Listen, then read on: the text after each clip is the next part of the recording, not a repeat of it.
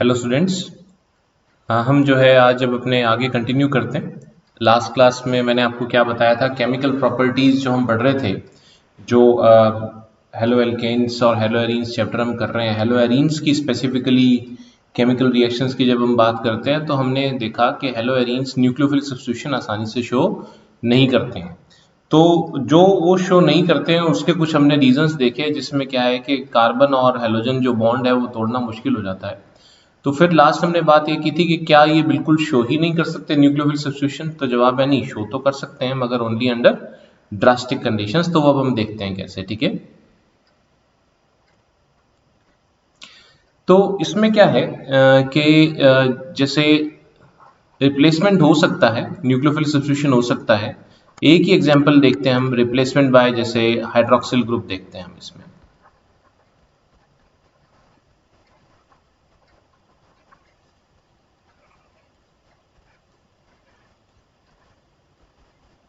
ठीक है, तो इसमें क्या है, जैसे मान लीजिए आप क्लोरोबेंजीन से, आपका टारगेट क्या है कि क्लोरोबेंजीन है आपके पास, और इस क्लोरोबेंजीन से आप जैसे मान लीजिए जो है कोई भी सोडियम हाइड्रोक्साइड या पोटेशियम हाइड्रोक्साइड एक्वस लेकर, और आपका टारगेट है कि आप फिनॉल बनाना चाहते हैं।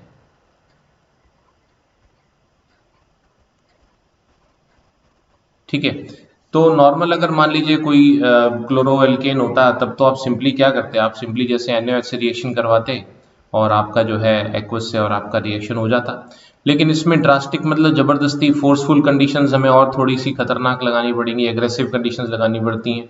ये सोडियम हाइड्रोक्साइड के साथ साथ एक हाई टेम्परेचर ऑफ 623 केल्विन और 300 एटमॉस्फेयर का प्रेशर, और साथ में उसके बाद फिर एसिडिक हाइड्रोलिसिस करवाते जब हम, तो उसके बाद क्या होता है कि हमें यहाँ पर फिनॉल मिलता है। क्लोरोबेंजीन से फिनॉल बन सकता है हमारे पास।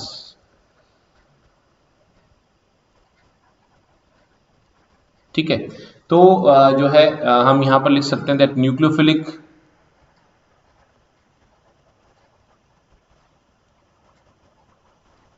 substitution in haloarenes takes place only under drastic conditions।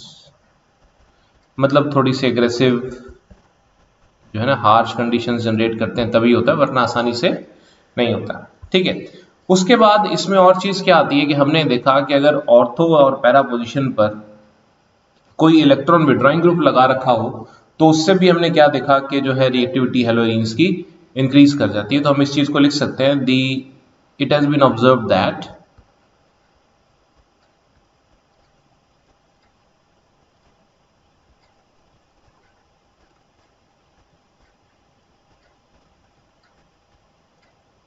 The presence of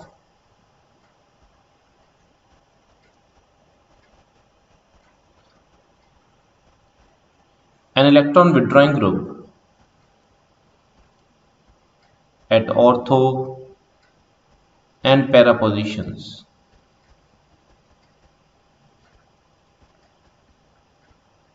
increases the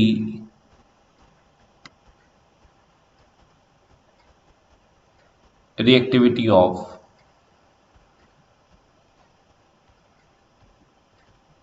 haloarenes for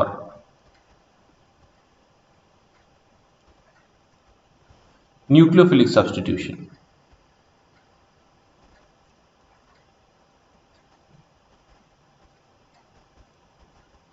okay, तो ये जैसे देखिए क्या होता है, इसमें अगर हम ऑब्जर्वेशन की बात करें तो इसमें हमारा ऑब्जर्वेशन क्या आता है कि जैसे मान लीजिए जैसे नॉर्मल तो हम क्लोरोबेंजीन लेते हैं ना, क्लोरोबेंजीन के में क्लोरीन के रिलेटिव मान लीजिए पैरा पोजीशन पर नाइट्रो लगा रखा है। अब नाइट्रो जो होता है ये इलेक्ट्रॉन विड्रॉइंग ग्रुप होता है। जैसे अगर आप रिकॉल करेंगे, मैंने आपको इलेक्ट्रोफिल सब्स्टिट्यूशन के टाइम पर बताया था कि पहचानने का तरीका क्या, नाइट्रोजन पर कोई लोन पेयर नहीं होता। ठीक है ना, नाइट्रो में ये कुछ इस तरीके से होता है। ठीक है, तो ये नाइट्रोजन पर कोई लोन पेयर नहीं होता, और जो है ऑक्सीजन जो है उसके साथ ये बॉन्ड बनाता है मल्टीपल बॉन्ड विद जो है बहुत हाईली इलेक्ट्रोनेगेटिव एटम के साथ। तो इस तरह से ये आप समझ सकते हैं कि माइनस आर इफेक्ट शो करने वाला ग्रुप है, यानी इलेक्ट्रॉन विड्रॉइंग ग्रुप होता है। तो ये जब इलेक्ट्रॉन डेंसिटी अपनी तरफ खींचता है, ये क्या करता है कि इलेक्ट्रॉन डेंसिटी रिंग से अपनी तरफ खींचता है, तो ये जो क्लोरीन का पाई इलेक्ट्रॉन है यहाँ पर, इसको भी अपनी तरफ खींचता है। तो इससे क्या होता है कि जो कार्बन क्लोरीन का डबल बॉन्ड कैरेक्टर है वो कुछ हद तक कमजोर पड़ जाता है, और जो है यहाँ पर जो है सब्स्टिट्यूशन कंपैरेटिवली इजी हो जाता है, क्योंकि ये नाइट्रो जो होता है वो एक इलेक्ट्रॉन विड्रॉइंग ग्रुप होता है। ये जो है इलेक्ट्रॉन डेंसिटी को रिंग से बाहर अपनी तरफ खींचता है। तो जो कार्बन क्लोरीन का डबल बॉन्ड वाला पाई इलेक्ट्रॉन है, कुछ डबल बॉन्ड कैरेक्टर आता है जैसे हमने रेजोनेंस में पढ़ा था उसमें, वो पाई इलेक्ट्रॉन्स को अपनी तरफ खींचता है, जिससे कार्बन क्लोरीन का जो डबल बॉन्ड कैरेक्टरिस्टिक्स है उसको रिलेटिवली कम करता है, जिससे सब्स्टिट्यूशन जो है वो आसान हो जाता है। ठीक है, तो यहाँ पर जो है जैसे अगर एक नाइट्रो लगा हो पैरा पोजीशन पर, तो कंपैरेटिवली कंडीशंस थोड़ी सी इजी लगा सकते हैं। जैसे सोडियम हाइड्रोक्साइड से रिएक्शन कराने के बाद फिर हमें इसका एसिडिक हाइड्रोलिसिस तो करा रही है, लेकिन क्या है कि ये जो है 443 केल्विन टेम्परेचर हमें रखना पड़ता है, प्रेशर का मॉडरेशन नहीं रह जाता। तो यहाँ पर जो है आपको इस लोकेशन पर क्लोरो की जगह पर फिनोलिक ग्रुप आराम से मिल जाएगा आपको, कंपैरेटिवली पैरानाइट्रोफिनॉल मिलेगा। इसी तरीके से आगे अगर हम बढ़ें तो इसमें हम जैसे बढ़ाते हैं, जैसे अगर आप नाइट्रो जो है सपोज कीजिए एक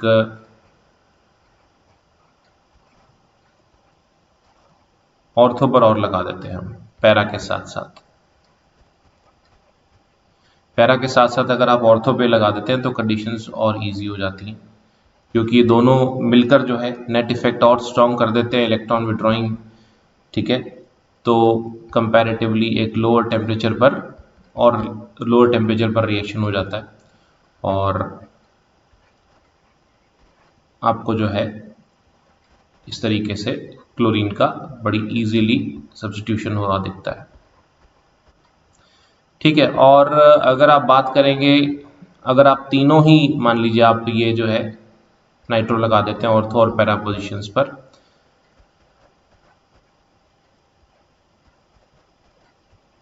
ठीक है, तो यहां पर जो है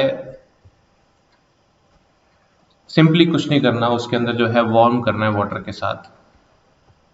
वाटर में भी OH नेगेटिव होता है ना जैसे, तो जो है आपको इस तरीके से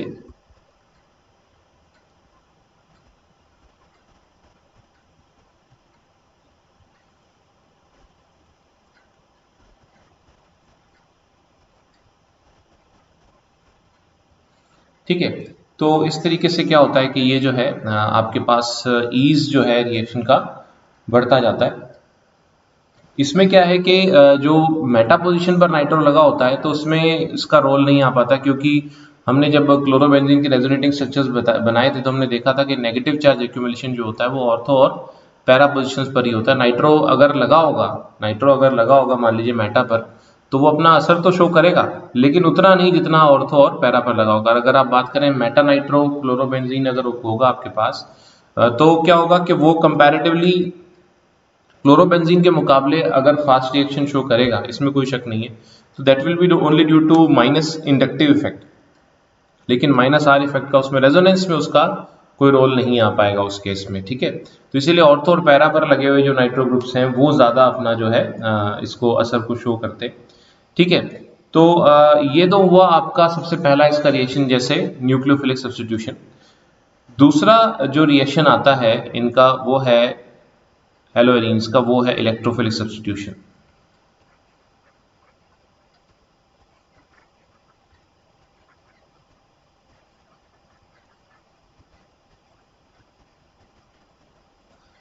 ठीक है, इलेक्ट्रोफिलिक सब्स्टिट्यूशन में क्या है कि जैसे आपको मैंने आगे पहले समझाया था, इलेक्ट्रोफिलिक सब्स्टिट्यूशन में होता क्या है कि जैसे आपका मान लीजिए जैसे ये क्लोरोबेंजीन ही ले लेते हैं अपने, चलो हेलोजन में एक स्पेसिफिक ले लेते हैं, तो आपको पता है कि इसके ऊपर जो है क्लोरीन के ऊपर लोन पेयर्स होते हैं इस तरीके से। तो ऐसा ग्रुप जो होता है मैंने आपको बताया था कि ऐसा ग्रुप जो होता है वो इलेक्ट्रॉन रिलीजिंग ग्रुप होता है, तो जिस पर लोन पेयर ऐसे होते हैं इलेक्ट्रॉन रिलीजिंग ग्रुप होता है। इलेक्ट्रॉन रिलीजिंग होने के कारण ये जो है रिंग एक्टिवेटिंग होता है, ऑर्थो पैरा डायरेक्टिंग होता है, ठीक है, क्योंकि ये प्लस आर इफेक्ट शो करता है। लेकिन क्लोरीन में एक और बात थोड़ी सी, या हेलोजन जनरल बात करें तो एक खास बात और है कि इसमें एक तरफ तो इलेक्ट्रॉन रिलीजिंग ग्रुप है, प्लस आर इफेक्ट शो करता है, लेकिन दूसरी तरफ क्या होता है कि इंडक्टिव इफेक्ट जो है माइनस आई इफेक्ट शो करता है। जनरल हमने पढ़ा हुआ है, हेलोजेंस जो होते हैं वो इलेक्ट्रॉन डेंसिटी को अपनी तरफ खींचने वाले होते हैं। इंडक्टिव इफेक्ट के पॉइंट ऑफ व्यू से वो जो इलेक्ट्रॉन डेंसिटी को अपनी तरफ खींचते हैं, इसीलिए क्या होता है कि हेलोजेंस जो होते हैं ये पार्शियली रिंग एक्टिवेटिंग होते हैं, ओनली पार्शियली रिंग एक्टिवेटिंग। देखो जैसे क्या होता है ना, आपके मन में कभी कोई, आपने कुछ हासिल करना है, ठीक है, तो आपके मन में द्वंद चलता है, यार ये करूं कि नहीं करूं, आपके दो मन होते हैं ना किसी चीज में जैसे, तो आपकी जो प्रोडक्टिविटी है वो कम हो जाती है। जब आप बिल्कुल फोकस्ड होते हैं किसी चीज पर तब वो प्रोडक्टिविटी ज्यादा आती है। वही सीन है कि क्लोरीन जो है कंफ्यूज है, मतलब उस तरह से आप कंपेयर कर सकते हो कि एक तरफ तो ये जो है प्लस आर इफेक्ट शो करता है, लेकिन दूसरी तरफ जो है माइनस आई इफेक्ट शो करता है। इसीलिए क्या होता है कि इसका ring activating character comparatively weaker होता है। तो फिर से इसका जो मतलब हमने क्या करना है, वैसे तो ये ऑर्थो पैरा डायरेक्टिंग है, इसमें अगर अपन बात करें ऑर्थो पैरा डायरेक्टिंग है, ये तो साफ पता ही समझ आ ही रही है बात हमें, इस तरह की चीज़ों पर हम डिस्कशंस ऑलरेडी कर चुके हैं। तो ऑर्थो पैरा डायरेक्टिंग ग्रुप है ये, लेकिन क्या है कि मतलब पार्शली है। तो इसमें क्या होगा कि रिंग सब्स्टिट्यूशन अगर हम करते हैं, रिंग सब्स्टिट्यूशन या इलेक्ट्रोलाइट सब्स्टिट्यूशन या एरोमेटिक सब्स्टिट्यूशन जो भी कह लीजिए आप, वो कंपैरेटिवली फिर से थोड़ा मुश्किल से होता है, ड्रास्टिक कंडीशंस में होता है। हालांकि यहाँ पर कोई बहुत ज़्यादा हमने स्पेसिफिकली उसके बारे में पढ़ना नहीं है कि ड्रास्टिक कंडीशंस क्या हैं, तो जो है इस तरीके से। लेकिन ये आपको पता होना चाहिए कि ये पार्शियली रिंग एक्टिवेटिंग होता है, कुल मिला के उतना स्ट्रॉन्ग रिंग एक्टिवेटिंग कैरेक्टर नहीं होता जो इसके तरह के और ग्रुप्स होते हैं, जैसे OH फिनॉल हो गया, जैसे अमाइन NH2 हो गया, उतना स्ट्रॉन्ग रिंग एक्टिवेटिंग कैरेक्टर इसका नहीं होता, ठीक है। तो अब देखिए क्या होता है कि इसके अगर हम रिएक्शंस देखते हैं, हम आगे चलते हैं, तो हमें क्या पता लगता है कि जैसे जो है जो अलग अलग टाइप के इलेक्ट्रोड सब्स्टिट्यूशन रिएक्शंस हैं, उनमें जैसे हम देखेंगे तो जैसे सबसे पहला देखिए हैलोजनेशन ही आता है इसके अंदर। अगर आप 11th की बुक उठाएंगे तो वहां पर जो हाइड्रोकार्बन चैप्टर में बेंजीन के बारे में है, तो वहां पर ये 5 तरह की इलेक्ट्रोफिलिक सब्स्टिट्यूशन रिएक्शंस दी हुई हैं। यही आती हैं हर बार जब भी इलेक्ट्रोफिलिक एरोमेटिक सब्स्टिट्यूशन आएगा, तो हर चैप्टर में आपके पास यही रिएक्शंस आएंगी। तो अब क्या है हेलोजनेशन में, ये क्या हुआ कि जैसे हमने क्या किया, ये क्लोरोबेंजीन लिया, क्लोरोबेंजीन का क्लोरीन से रिएक्शन करवाते हैं एनहाइडस AlCl3 की प्रेजेंस में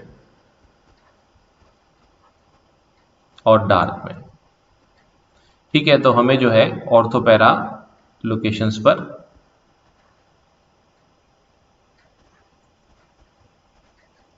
इस तरह से ऑर्थो और पैरा डाइक्लोरोबेंजीन मिलता है। इसमें भी जो है आपको ये बता दूं, ये बात हमने पहले भी डिस्कस की थी कि पैरा आइसोमर्स जो होते हैं वो मेजर प्रोडक्ट होते हैं। ये मेजर प्रोडक्ट इसलिए होते हैं क्योंकि क्या होता है कि जब अटैकिंग इलेक्ट्रोफाइल आता है तो उसको जो है स्टेरिक रिपल्शंस फेस करने पड़ते हैं प्री एग्जिस्टिंग जो ग्रुप होता है उसके मुकाबले, तो जो कंपैरेटिवली आसानी से पैरा ग्रुप, पैरा लोकेशन वाले H पॉजिटिव को आसानी से रिप्लेस कर पाता है, ये खास बात होती है इसके अंदर, ठीक है। हेलोजनेशन के बाद दूसरा आया आपके पास नाइट्रेशन,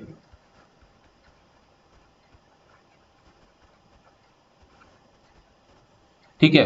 नाइट्रेशन के लिए हम यूज करते हैं nitrating mixture which is a mixture of concentrated sulphuric and nitric acid, ठीक है। इसमें जो है आपके पास जैसे क्लोरोबेंजीन लिया तो नाइट्रेटिंग मिक्सचर आप यूज करते हैं HNO3 और H2SO4 को लेकर। इससे नाइट्रोनियम आयन कैसे जनरेट होता है वो 11th में मैकेनिज्म हमने पढ़ रखा है। तो इसमें क्या है कि आपके पास ये क्लोरीन जो लगा हुआ है उसके रिलेटिव जो है आपको ऑर्थो पर और पैरा पर जो है नाइट्रो ग्रुप लगा हुआ मिल जाएगा। उसके बाद अगला रिंग सब्स्टिट्यूशन जो है वो है सल्फोनेशन।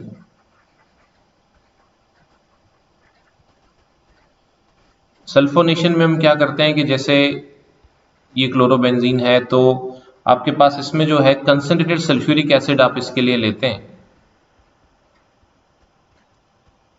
और जो है इसमें जो है आपको बेंजीन जो है सल्फोनिक एसिड जैसे होता है वो आपको इसके अंदर मिलेगा। तो जो है यहाँ पर क्लोरीन के रिलेटिव आपको ऑर्थो पर SO3H और पैरा पर SO3H मिल जाएगा। इसको ना जो है बेंजीन सल्फोनिक एसिड बोलते हैं। तो जैसे मतलब क्लोरीन नहीं लगा होता तो इसको बेंजीन सल्फोनिक एसिड बोलते हैं। तो इसको इसका नाम हम क्या रखेंगे, इसको रखेंगे, इसको बोलेंगे जैसे हम सल्फोनिक एसिड इसमें मेजर है, जो सीनियर ग्रुप है तो उसके रिलेटिव 2 पोजीशन पर क्लोरीन हो गया तो इसको बोलेंगे 2 क्लोरो बेंजीन सल्फोनिक एसिड। इसको बोलेंगे 4 क्लोरो बेंजीन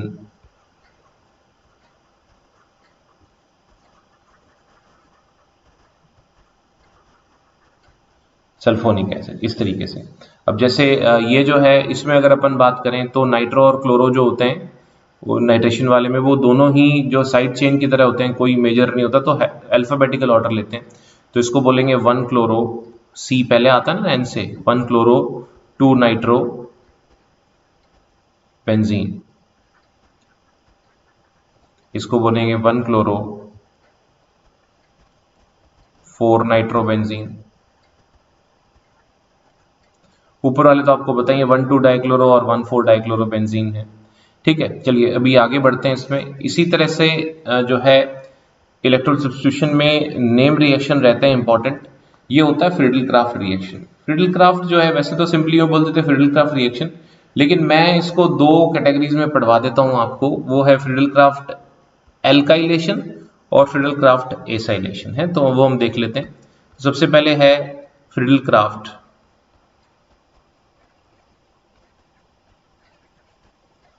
एल्काइलेशन। ठीक है, मतलब है तो ये एक ही रिएक्शन, चाहे एसाइलेशन हो चाहे एल्काइलेशन हो, वो फ्रीडल क्राफ्ट रिएक्शन है। लेकिन एक बार हम जो है फ्रीडल क्राफ्ट कहते हैं आप, तो इसमें क्या है कि हम देख लेते हैं, अलग अलग देख लेते हैं, कोई फर्क नहीं पड़ता उसमें। जैसे अब आपके पास क्या है कि यहाँ पर क्लोरोबेंजीन है, तो फ्रीडल क्राफ्ट रिएक्शन क्या होती है कि एक्चुअली एल्काइलेशन, जैसे एल्काइलेशन का मतलब क्या हुआ, एल्काइल ग्रुप आपने इंसर्ट करना है बेंजीन रिंग में। तो इसमें क्या है कि जैसे इसके लिए रिएजेंट जो हम यूज करते हैं वो होता है, जैसे आपका जो भी जैसे मान लीजिए एल्काइल क्लोराइड होता है जैसे आपका, ठीक है, और इसमें जो है एनहाइड्रस Al फिक्स है, जो आपका फिक्स है कि यूज होना ही होना है, जो आपका कैटलिस्ट है। तो ये जैसे एल्काइल ग्रुप अलग अलग हो सकते हैं, आप समझ सकते हैं CH3 और कार्बन एटम्स का भी हो सकता है। मैं जस्ट एक एग्जांपल लेके चल रहा हूँ, मैं थोड़ा चाहता हूँ आपको IUPAC नेम भी बता दूं इसका। तो अब इसमें क्या है कि जैसे आपके पास ये क्लोरो लगा तो इसके रिलेटिव CH3 पॉजिटिव आके लगेगा ऑर्थो पर, और जो है पैरा पर आपके पास आके लगेगा इस तरीके से, क्योंकि जो है CH3 ये जो आपका Cl है ऑर्थो पैरा डायरेक्टिंग है।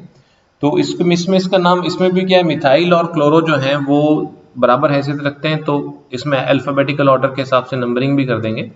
1 क्लोरो, C पहले आता है ना, 2 मिथाइल बेंजीन, और इसको बोलेंगे जो है 1 क्लोरो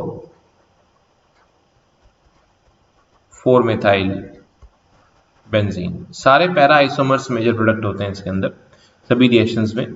ठीक है, हालांकि देखो जरूरी नहीं होता, किसी किसी रिएक्शंस में जो है ऑर्थो प्रोडक्ट्स भी मिलते हैं, वो समय आने पर आपको बताऊंगा मैं।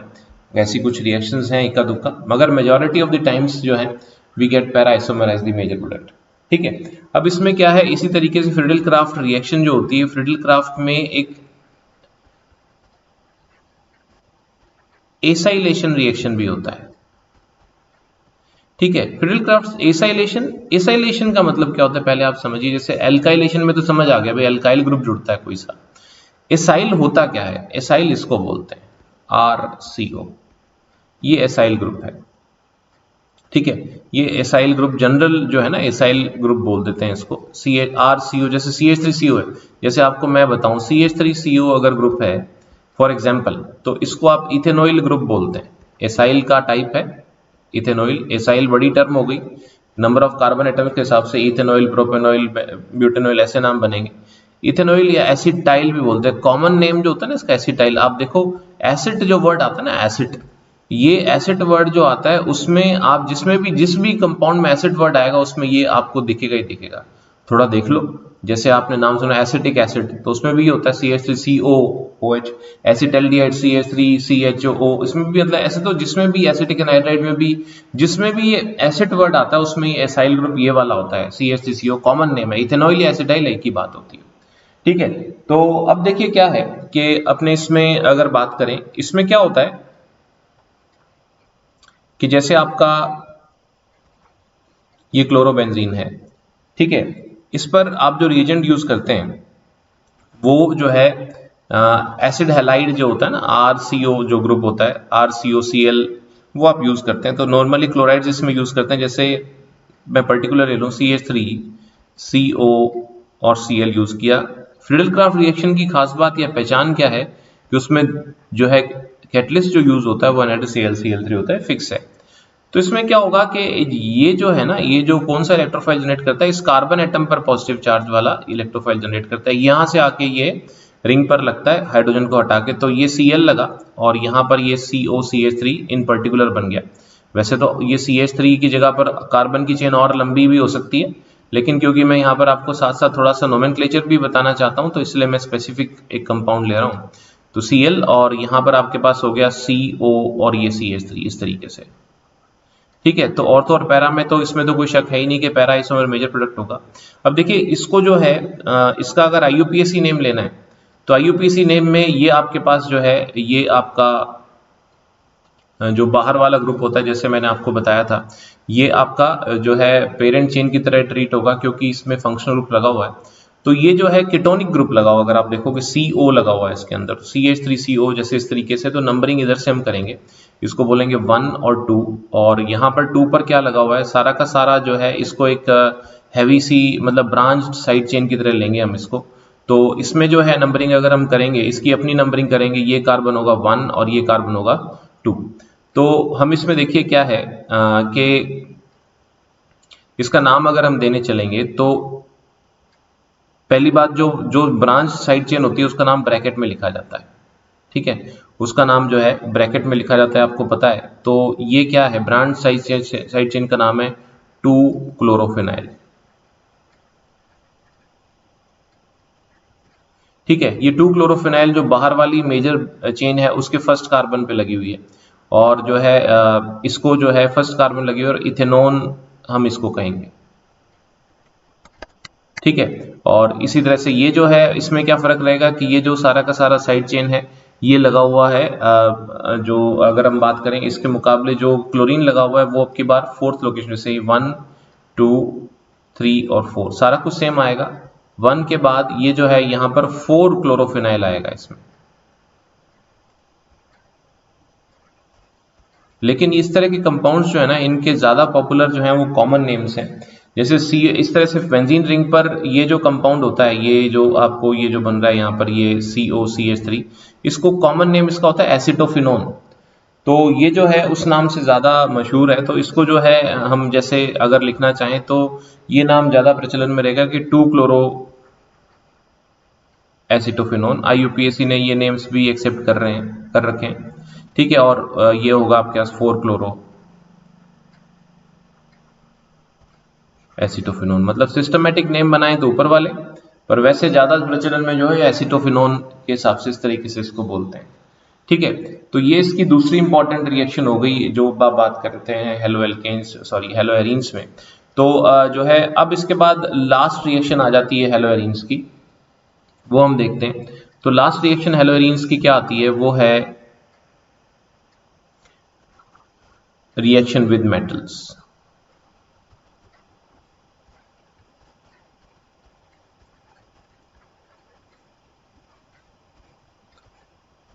ठीक है। मेटल्स के साथ रिएक्शन में जैसे इसमें दो नेम रिएक्शंस आती हैं। पहली जो रिएक्शन है वो कहलाती है वुड्स-फिटिक रिएक्शन।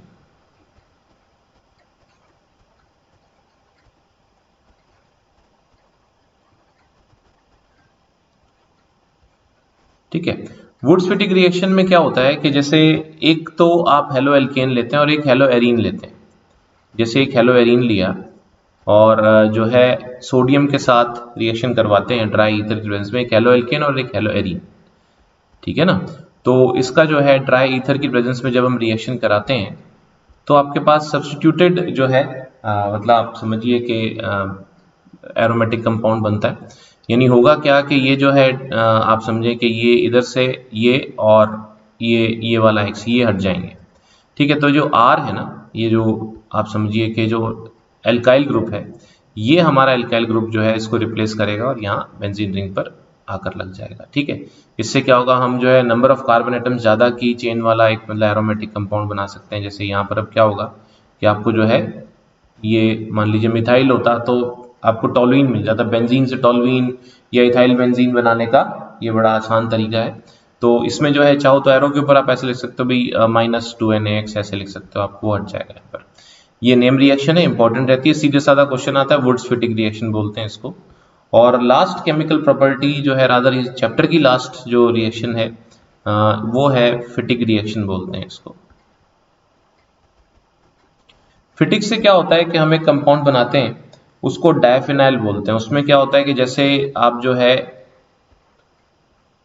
दो दो मोल्स हेलो एरीन ही लेते हैं, जैसे 2Na हो गया और ठीक है। तो इसमें क्या है कि वो ये भी होता तो ड्राई ईथर की प्रेजेंस में, और इसमें भी जो है ये NaX रिमूव हो जाएगा और लेकिन जो है ये दोनों जो बेंजीन रिंग है ये आपस में जुड़ जाएंगे। तो इससे जो कंपाउंड बनता है वो ऐसा दिखेगा आपको, इसको बोलते हैं डायफिनाइल। ओके।